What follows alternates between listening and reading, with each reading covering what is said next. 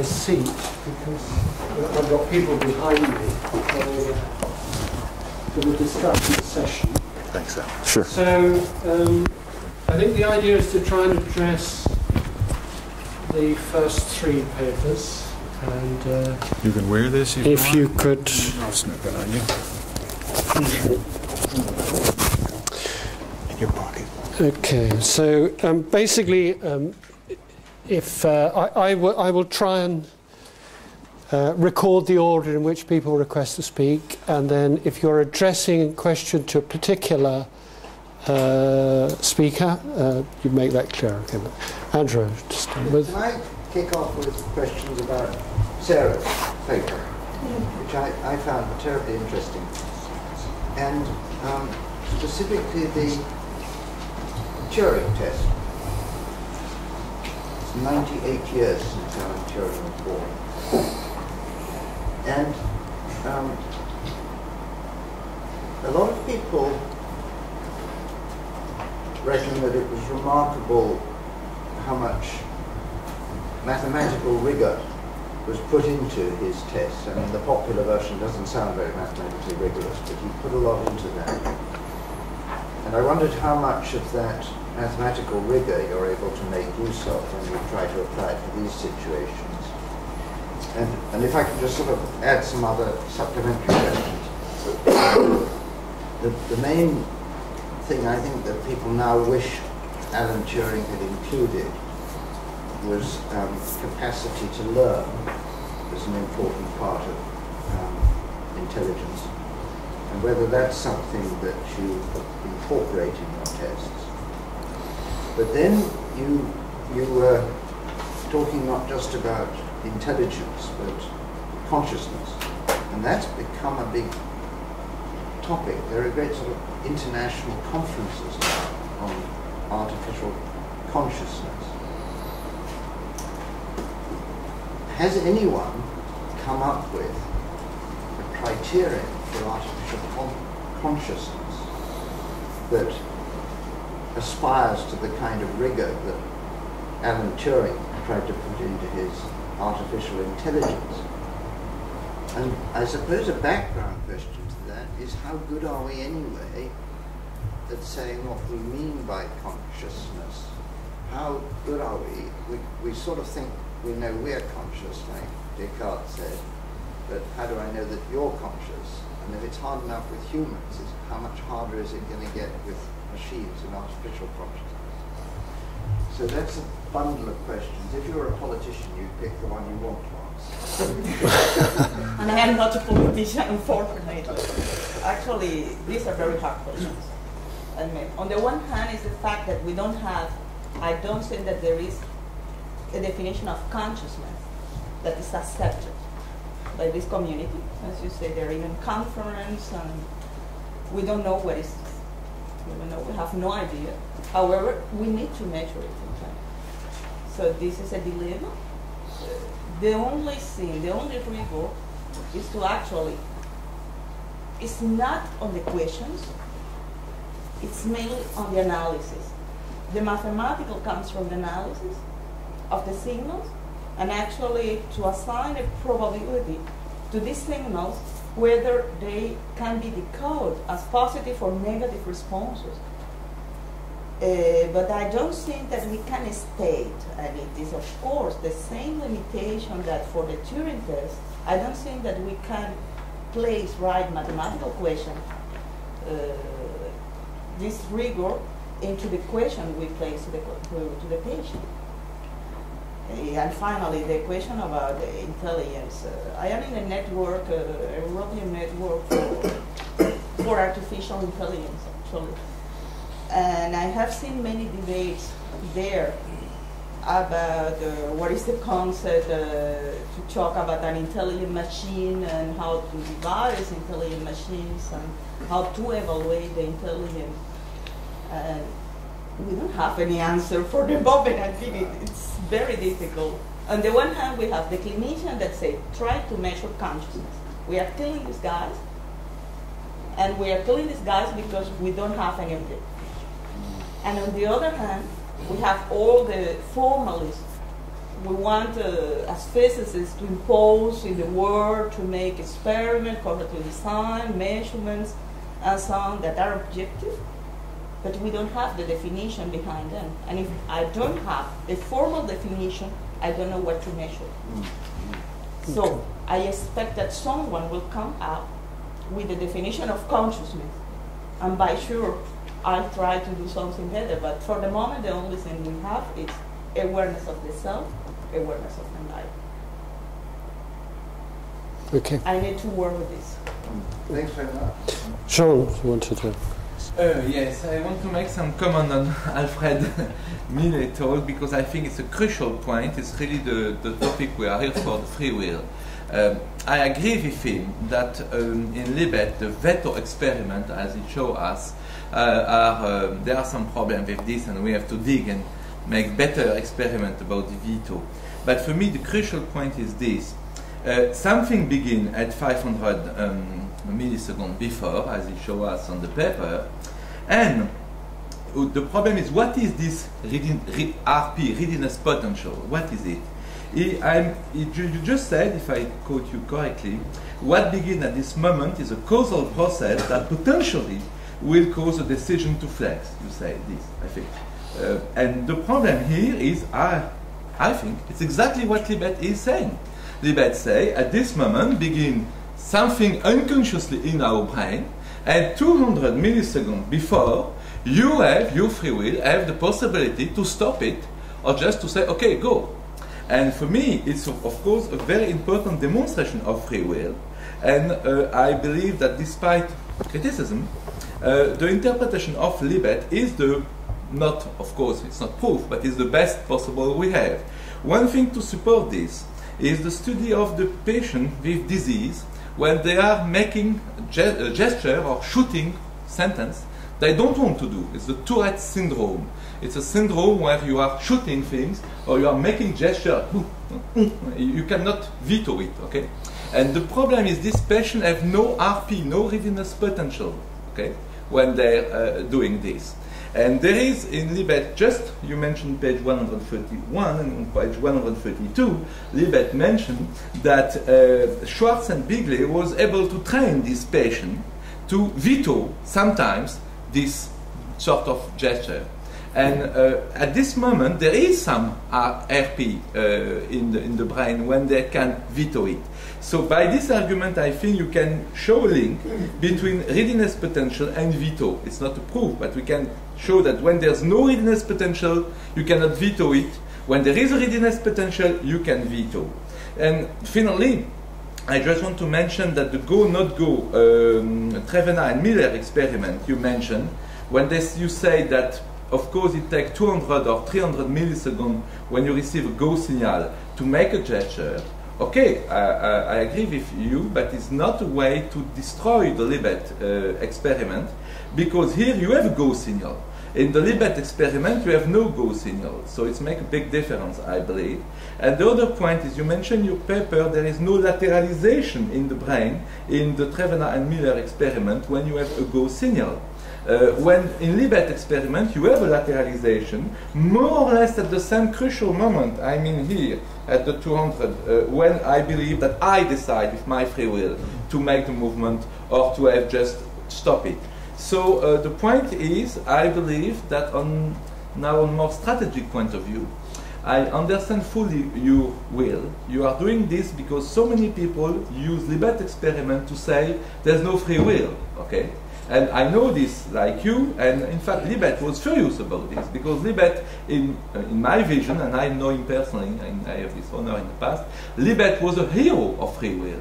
Of course, it demonstrates a limited free will, only on the veto. You have the free will to veto. But for me, that's a strategic point of view, it's better to demonstrate scientifically a limited free will than to put the ball in the center of the field and to be neutral, because in your position it's perfectly compatible with classical free will, that I really decide everything when I take my bottle, okay? But your position is also perfectly compatible with the people who claim there's absolutely no free will, and that everything is, of course, predetermined in our brain. if we take the risk of the experiment, if we dig really in the data and we go with Libet, I think we push the ball in more. we are in a situation where we can show that there's some scientific demonstration of a real free will, even if a limited one, and I think it's better than to be just in neutral situations. That's the strategic point of view, and my first part was the scientific point of view to say why I believe that even if it's not proved, the Libet interpretation is the best we have for the moment. Thank you. I don't know if Al wants to come back on that, I guess and then say Russell. something. I didn't hear a question in there, but... There wasn't. But I'll make one up. Well, for one thing, I'm only going to go where the evidence points. It would be nice to have good evidence of veto power. Libet doesn't give it to us in his veto study for the reason I mentioned. The subjects reports that after the fact they sometimes had urges and overrode them count for something. The stop signal studies, I think, are indirectly useful because if a stop signal, say 200 milliseconds before a designated time, can get you not to go through with a conditional intention, like to flex when the spot hits a certain point on the clock, then perhaps an internally generated stop signal could do the same. And the internally generated stop signal could be just something like, no, don't do it. Like, you know, you might have an urge to slap somebody or say something offensive, and you can stop yourself. And I think, you know, there is evidence. That's what I'm saying. So you have to listen. I mean, you can go on for a long time and make your speech, but then when somebody replies, you really have to listen. And that's what I said. Yeah, that is a veto. That would be a veto. It would be an internally generated veto. About the causal process that Libet is measuring,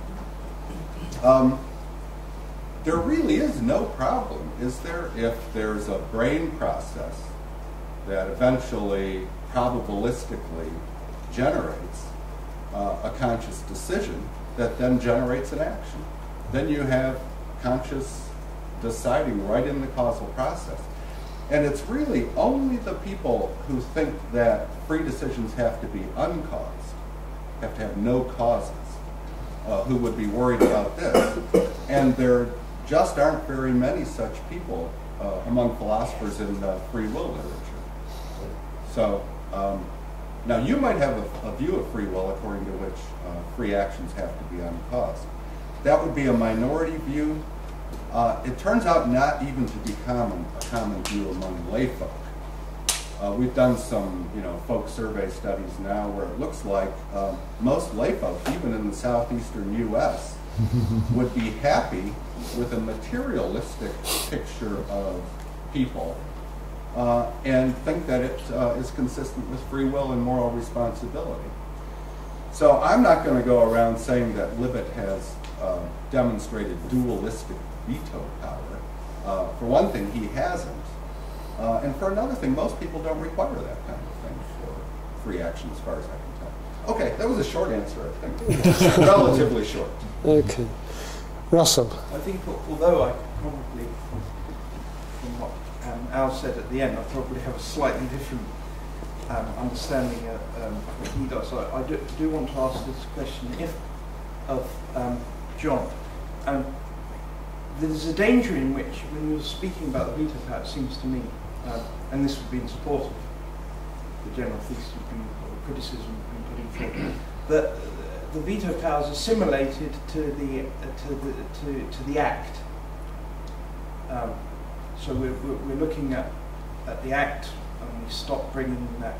The veto power is a process by which you don't actually complete that act. But in a sense, isn't the veto power a separate mental act? And if it's a separate mental act, the exercise of the veto is a separate mental act. If it's a separate mental act, shouldn't it have a ramp of 550 milliseconds itself? A little bit worried about that, yeah. Yes. So what he said is, oh, geez, if the veto also has a preceding unconscious neural process as a cause, then you don't really have, the V3 won't even.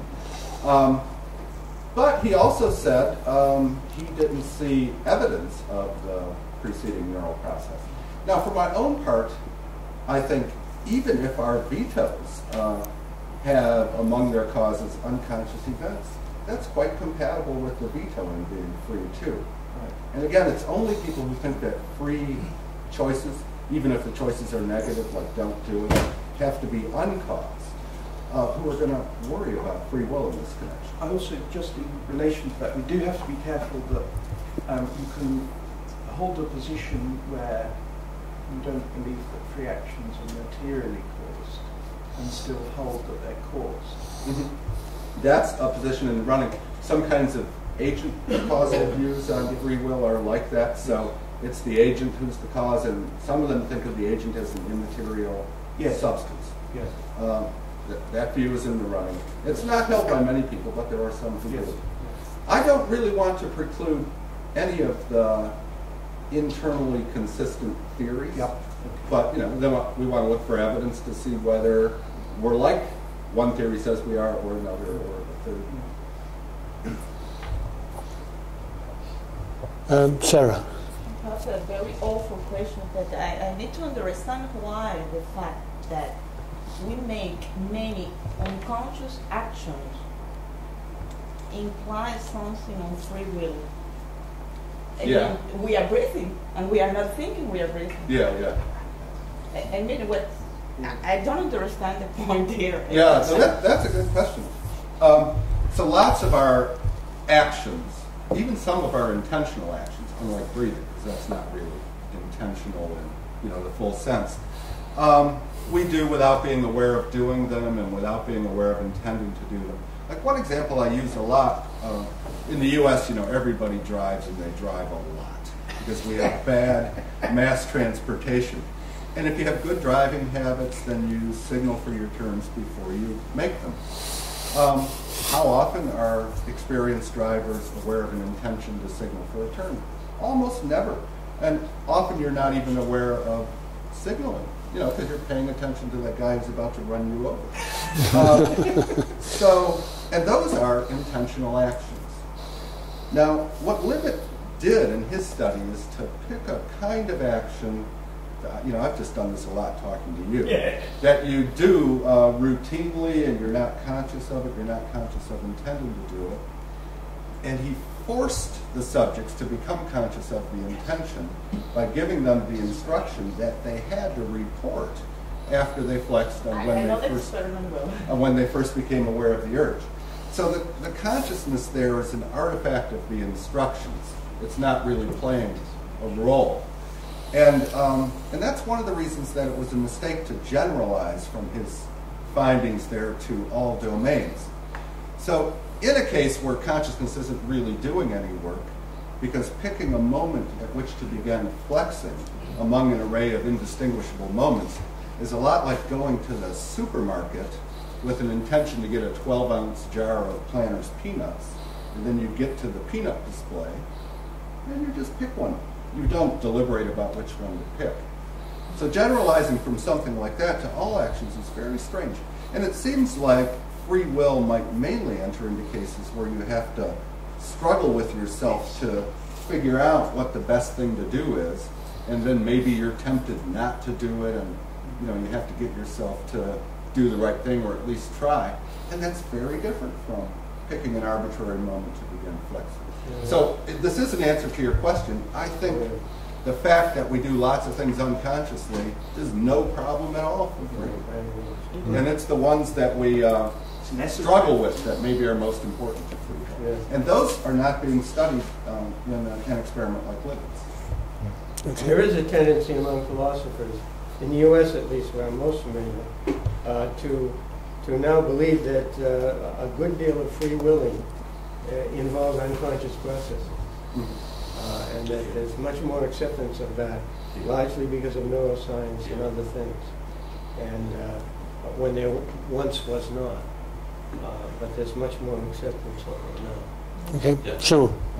Yes, I agree perfectly with you. I on this point of view, I agree perfectly. I think what Libet is testing is not what we call voluntary movement, but arbitrary movement. It's not random, but it's arbitrary. For example, you, Russell, you are like this now, okay? But you could have been like this, okay? That's completely arbitrary, okay? Because you are listening to us, so you are making arbitrary movement like this, like this. It's not you. It's your brain who is making this. But now, if you decide, but now you decide to not move, okay? That's really me. I veto my movement. I decide I don't move my hands. But like Alfred, I'm speaking with hands, and so this is arbitrary movement. I'm not doing this movement. It's my brain. But now I veto. It's me. That's just to show you my position. Yeah.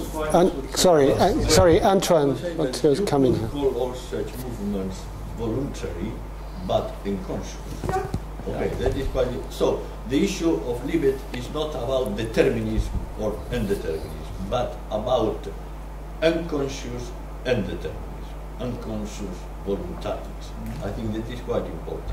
She is not arguing in a deterministic way, but only, actually, I think he's addressing not the issue of free will or not free will, but the issue of responsibility for your acts. That is the point. Yeah, you can veto, you are responsible, because you veto your act. So, I have a question to yep. Leonardo. If I understand well, these mirror neurons are mainly a cortical effect. Is this correct? Yeah. So, but somewhat they have to interact with processes in the brain stem.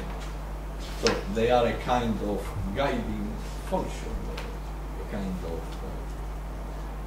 Well, this is quite complex. First of all, well, of course, I can say it's cortical, but we should record also, for example, from cerebellum, because in cerebellum there are neurons related to grasping, for example. One could think that maybe low level of mirror mechanism could also involve the cerebellum.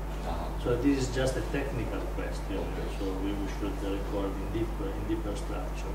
About the relation with of mirror neurons with the subcortical centers, this is a very important issue because has to do with the fact, for example, that when I see you doing something, I don't make exactly what you do, but I just stay still. And so, for example, there is an inhibition. And there is something, there are new data that are showing which could be the way in which mirror neurons, the mirror neuron activity is inhibited. Because in some sense, when you are watching for somebody else doing something, your motor system is running. So you would expect an outcome, but there isn't.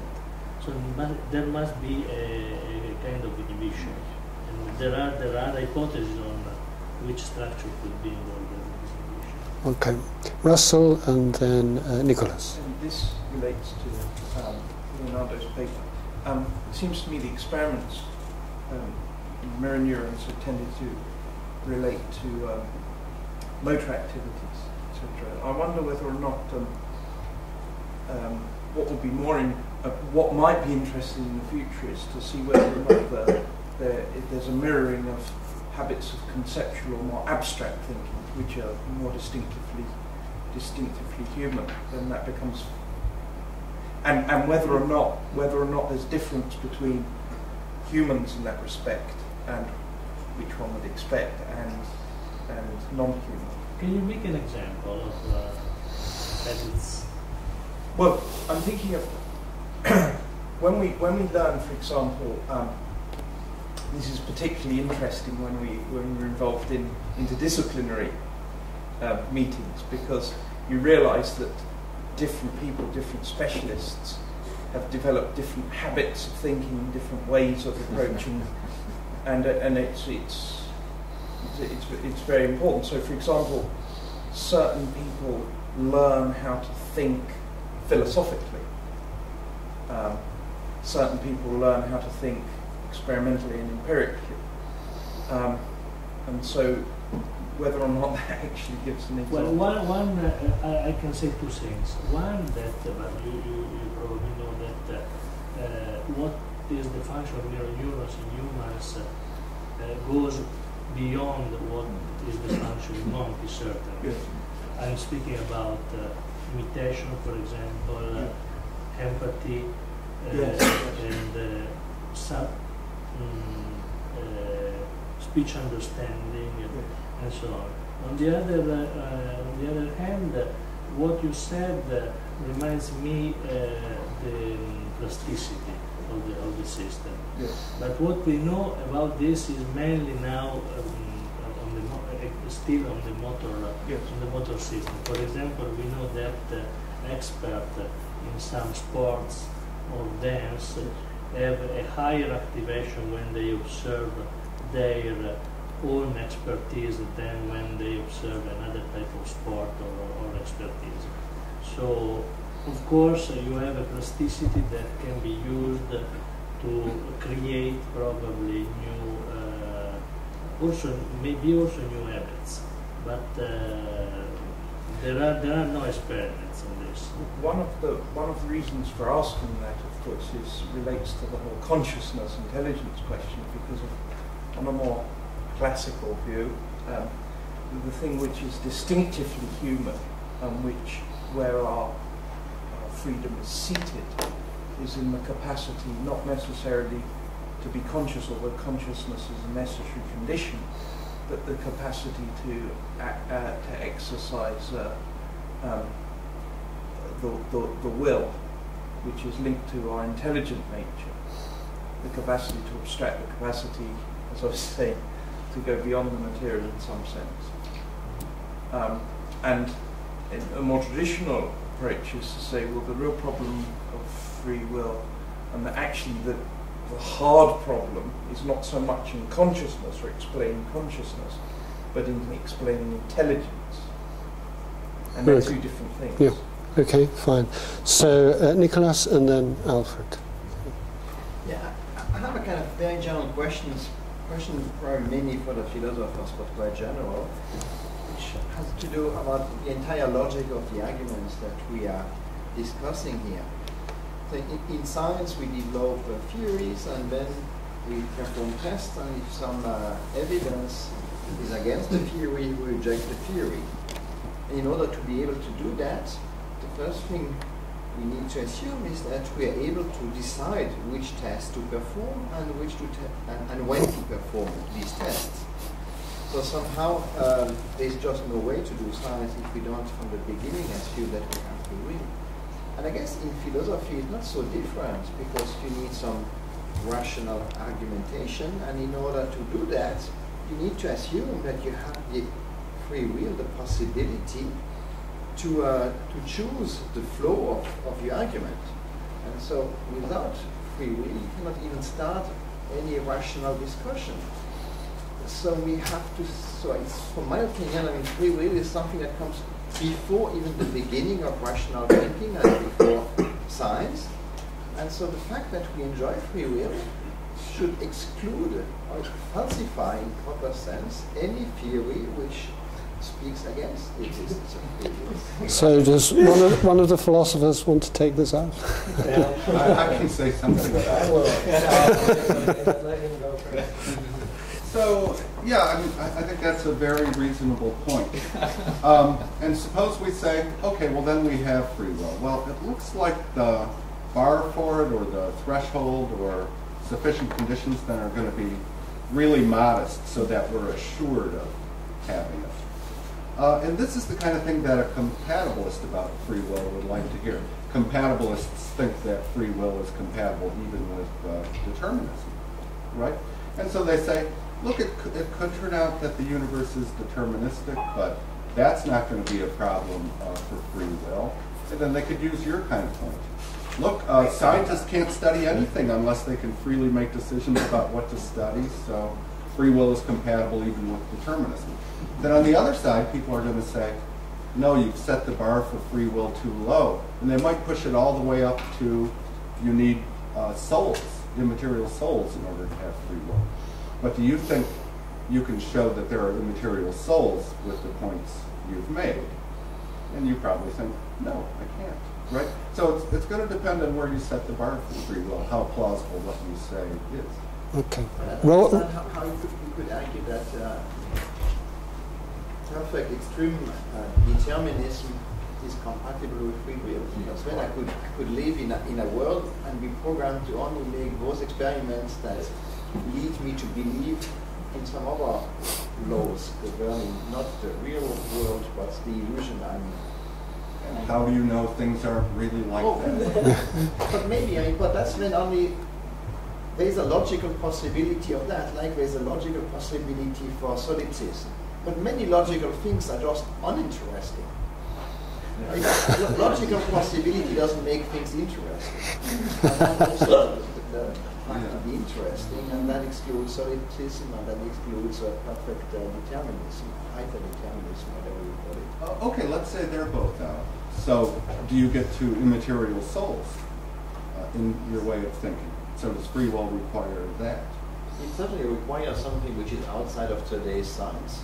Okay. But however, that implies immaterial.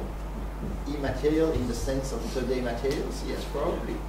But you know, today's material is not the same as 100 years ago materials. Okay, then just something to think about. Yeah. So would a scientist who thinks that doing science requires free will be committed to this sort of metaphysical view that, yeah, maybe there are immaterial souls or whatever. And then if you think that, you might think, oh no, I'm packing too much into the requirements for free will. I could do science even without an immaterial soul. But I don't see the need for this immaterial. I mean, something depends what you call it immaterial. Going beyond today's science, yes. Yeah. Certainly, I mean, every scientist believes there is something beyond today's science. Sorry, could I ask Robert, do you want to come in on this point? Because we're going to finish in a couple of minutes. I agree with everything Alice has said so far, but I would say that in some sense or another, philosophers are going to assume that indeed you're going to have to exercise something like freedom to do experiments, to do anything in life. I think mostly what they argue about are what free will really is, what its implications are, what it may or may not be compatible with, determinism being one of the big things. But there are other things. Is it compatible with contemporary neuroscience? Is it compatible with contemporary physics? Is it compatible with determinism? And so on and so forth. And then we learn more about what it is without necessarily denying that we have it in some sense. Now, compatibilists are those who, I feel, have a very thin conception, but it certainly might be one that could satisfy your condition, that scientists at least have to make some kind of free decisions to do anything.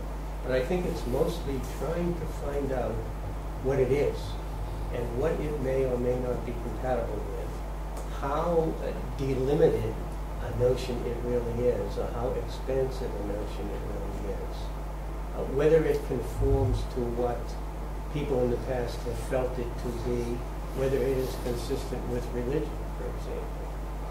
Divine foreknowledge, omnipotence, whether it's consistent with science, and all those things. And as a result of thinking those things through, the philosophers come up with different views about what it is. I think this might be a very good point to pause, because we have many other opportunities for discussion. So thank you very much. We're going to take a coffee break for half an hour. And coffee is on the floor below. Just a couple of things. The stairs are on the right-hand side. You can go out. One for one, as Peter mentioned. If you want to leave your things here, there's no problem at all, because I will lock the room. Okay, nobody can access anything, so that's fine. If anybody has things they would like to put away, just so that we have a bit more space, perhaps just remind you that there are wardrobes behind and here, perhaps bags, and the fact that we're recording the session might just look a bit better. And I think that's it for the moment. Yeah. can move as quickly as possible as well, and then we'll be able to get some.